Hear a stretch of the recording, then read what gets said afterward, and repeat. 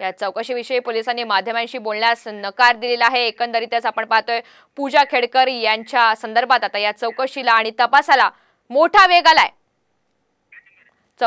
उपविभागीय पोलीस अधिकारी नीलिमा निकम यांच्या नेतृत्वात ही चौकशी करण्यात आलेली आहे। रात्री उशिरापर्यंत या संदर्भातली चौकशी ही सुरू होती।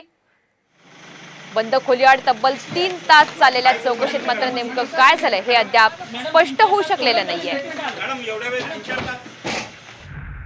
या संदर्भातली आणखी एक मोठी बातमी समोर येते। वादग्रस्त IAS अधिकारी पूजा खेडकर यांच्या भोवती चौकशीचा फास अधिक घट्ट होतोय। स्वतः पोलीस महासंचालक रश्मी शुक्ला या संपूर्ण प्रकरणावर लक्ष ठेवून आहेत।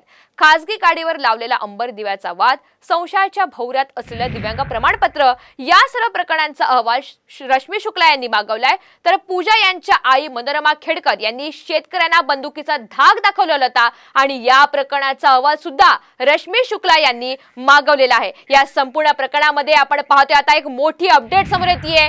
IAS अधिकारी पूजा खेडकर यांच्या भोवती चौकशीचा फास अधिक घट्ट होतोय, कारण स्वतः पोलीस महासंचालक रश्मी शुक्ला या संपूर्ण प्रकरणावर लक्ष ठेवून आहेत।